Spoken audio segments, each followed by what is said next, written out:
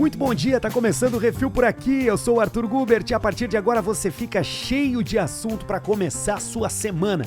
Sim, hoje é segunda-feira, dia 20 de outubro de 2025 e no programa de hoje a gente vai falar sobre quem é que diz se o filme é bom. Um artigo da The Atlantic sobre como mudou a crítica cultural depois das redes sociais. Também vou te contar o que exatamente roubaram do Museu do Louvre nesse final de semana. Tem os bilionários do Vale do Silício que querem erguer estátuas gigantescas. A ilha que ganhou na loteria da inteligência artificial.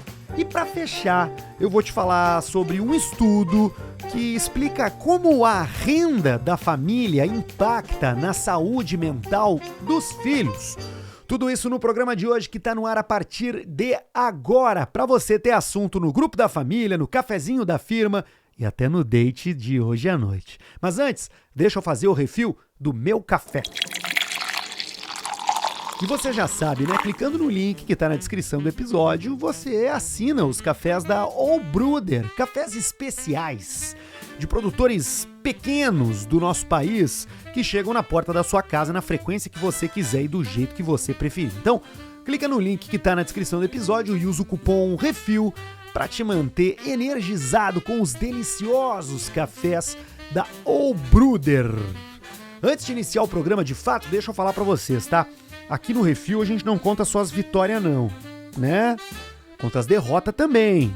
E hoje é uma delas. Tô gravando no plano B, né? Que é normalmente a minha estrutura de viagem. Só que eu não tô viajando, eu tô em casa. Acontece que o meu computador pediu arrego. Ele se entregou.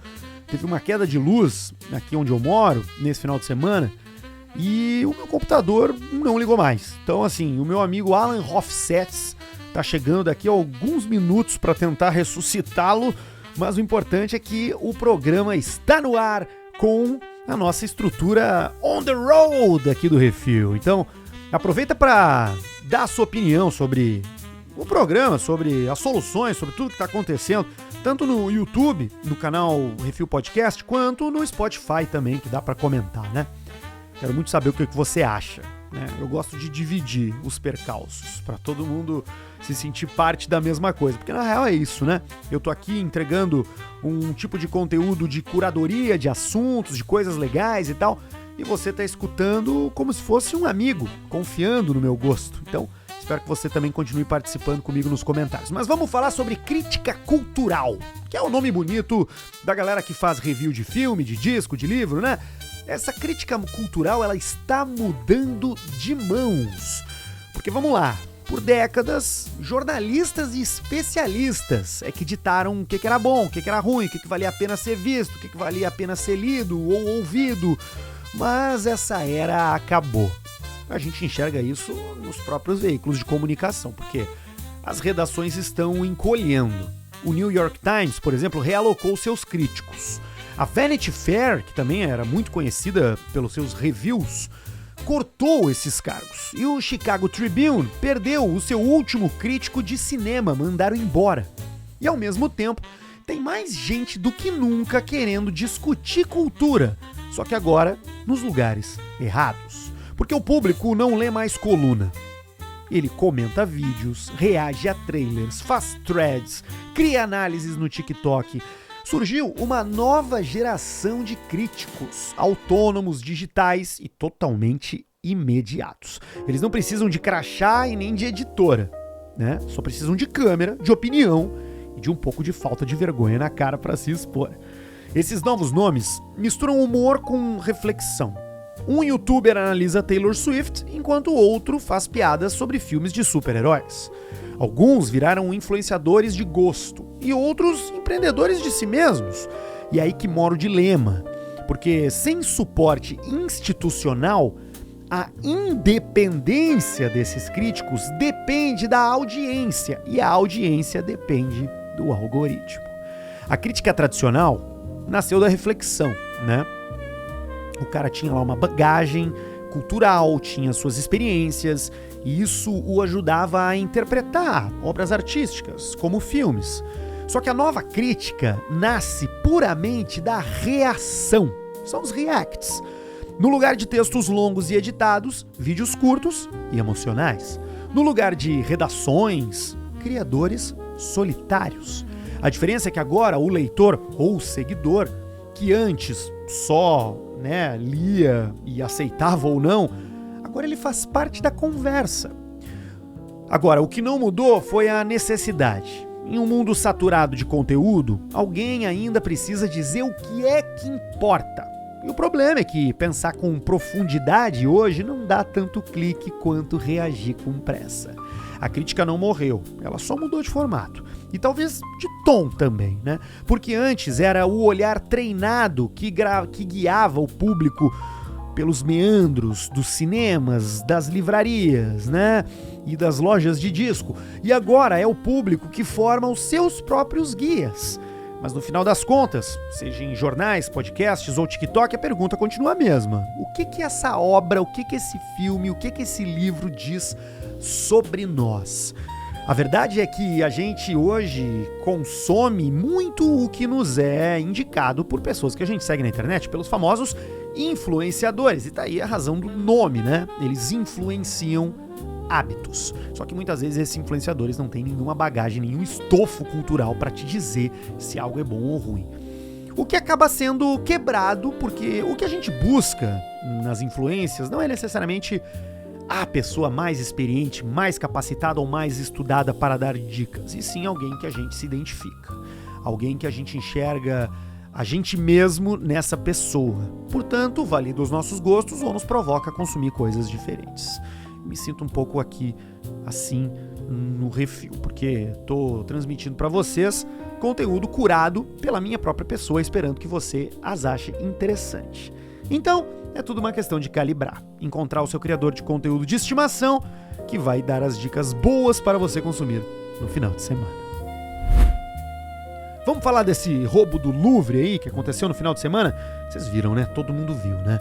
7 minutos. Esse foi o tempo que um grupo de criminosos precisou para invadir o Louvre, lá em Paris, e roubar joias históricas e totalmente, sem preços, com um valor assim que não tem como dizer qual é, lá da Galeria Apollo, que é onde ficam os diamantes da coroa francesa, justamente os itens que foram roubados, né? Eles usaram guindaste, ferramentas de corte e entraram por uma área em obras. Arrombaram 2 vitrines e fugiram com scooters antes que a polícia chegasse. Cara, coisa de cinema. Mas ele teve um detalhe curioso. Um dos artefatos roubados, que é a coroa da Imperatriz Eugênia, foi abandonado no chão durante a fuga. E até o momento da gravação do Refil, 6 da manhã de segunda-feira, foi a única coisa recuperada até agora. Bom, o que levaram? A coroa foi abandonada na fuga. Agora, a tiara das rainhas Marie-Amélie e Hortense, que tem 24 safiras e mais de 1000 diamantes, essa se marchou. Ela representava, com a sua forma, com os seus diamantes, com as suas pedras cravejadas, ela representava a elegância da corte do Luís Felipe e foi usada por várias gerações da realeza francesa. Outras coisas sumiram, colar e brincos de safira, dessas mesmas rainhas, da Marie-Amélie e da Hortense, símbolos da ligação entre as famílias reais da França e da Holanda. Colar e brincos de esmeralda, da Marie-Louise, um presente do Napoleão Bonaparte para ela. Ele era o marido dela, né? Eles se casaram e ele deu para ela esse colar e esses brincos de esmeralda. Se marchou também. Outra coisa que sumiu, broche relicário da Imperatriz Eugênia, datado de 1855, um pequeno relicário de diamantes, feito para guardar fios de cabelo das filhas e dos filhos da rainha. E também a tiara e o broche de corpete da Imperatriz Eugênia, peças do Segundo Império Francês, símbolo de luxo da estética que definiu o reinado de Napoleão III. Então, isso aí não recuperaram ainda. O Ministério da Cultura francês confirmou que o roubo aconteceu às 9h30 da manhã, lá no Louvre. E, apesar da vergonha, eles elogiaram a reação rápida dos funcionários, mas não tão rápida o bastante. Esse caso acabou por reacender a discussão sobre a segurança dos grandes museus. O governo francês já tinha prometido um novo sistema de vigilância com câmeras de última geração e controle perimetral, mas a implementação ainda estava em andamento, não estava pronta. Não sei se você sabe, tá? Mas não é a primeira vez que o Louvre é palco de um crime lendário, assim. Em 1911, a Mona Lisa também foi roubada e ficou 2 anos desaparecida. E agora, mais de um século depois, Paris revive o mesmo misto de espanto, vergonha e fascínio, porque é incrível um grande roubo, né? Os bilionários do Vale do Silício agora estão mirando o céu, literalmente. Mas não é para construir avião, não. Porque depois de anos financiando startups e criptomoedas, agora eles querem deixar monumentos gigantescos. E são vários deles. E, sobretudo, os ligados ao governo do Donald Trump.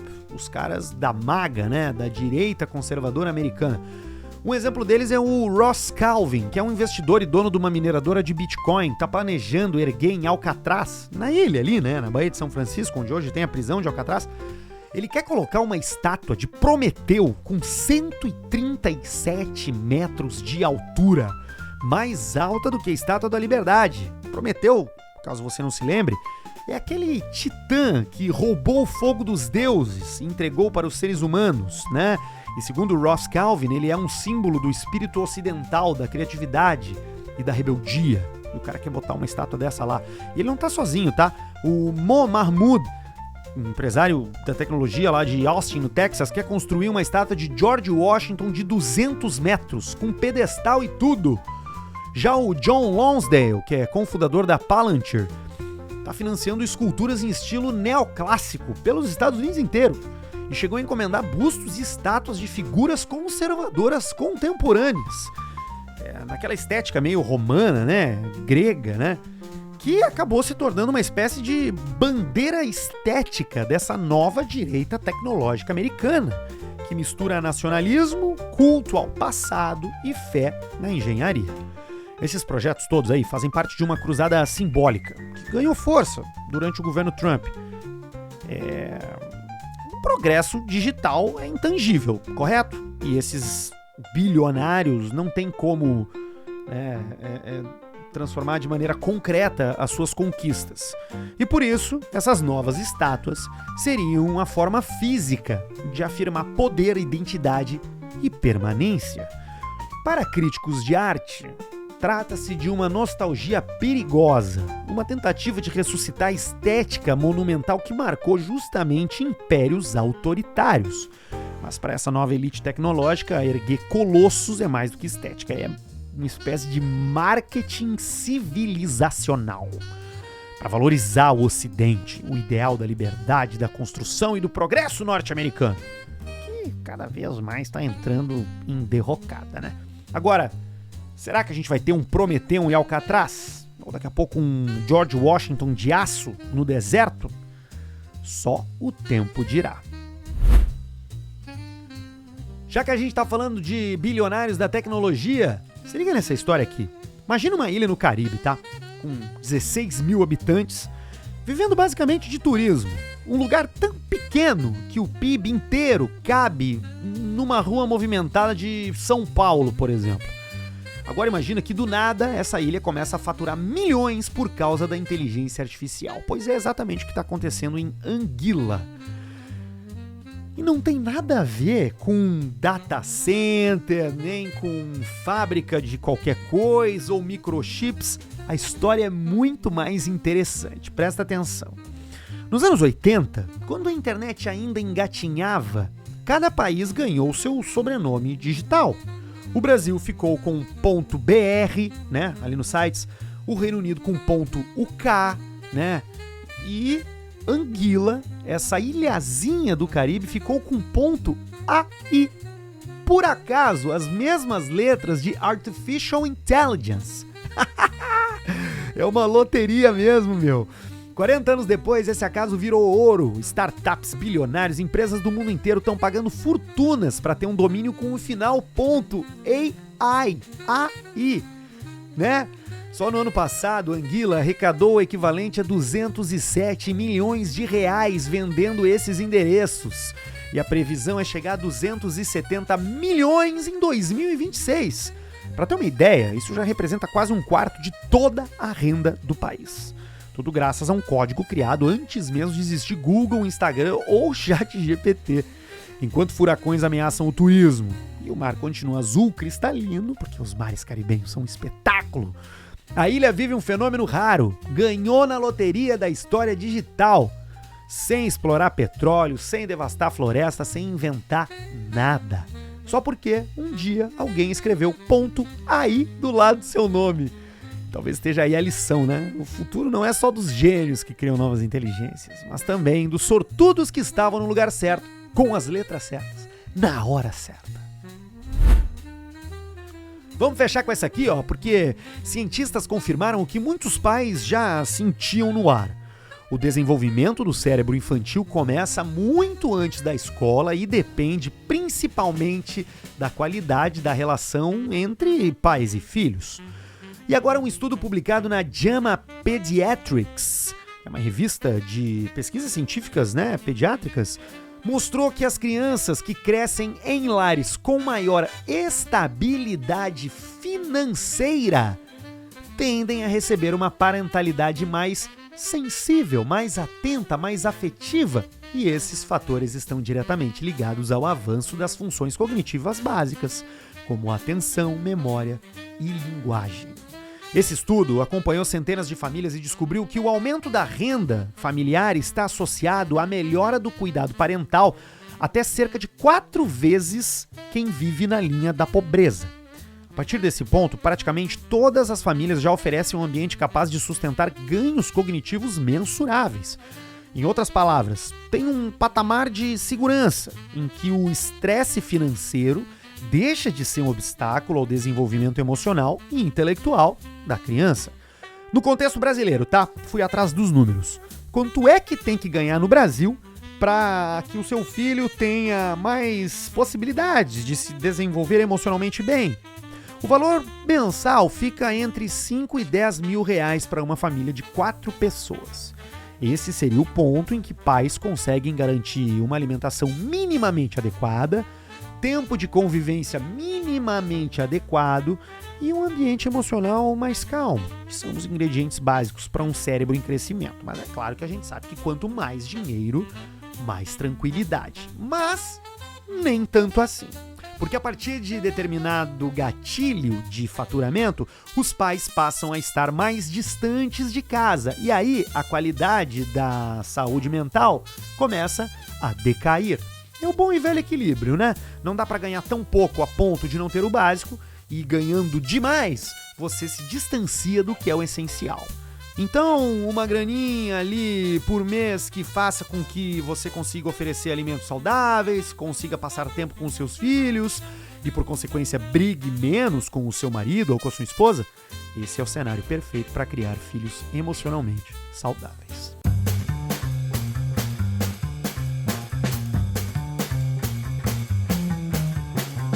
O Refil de hoje vai ficando por aqui. Eu agradeço a sua participação, a sua presença, a sua audiência.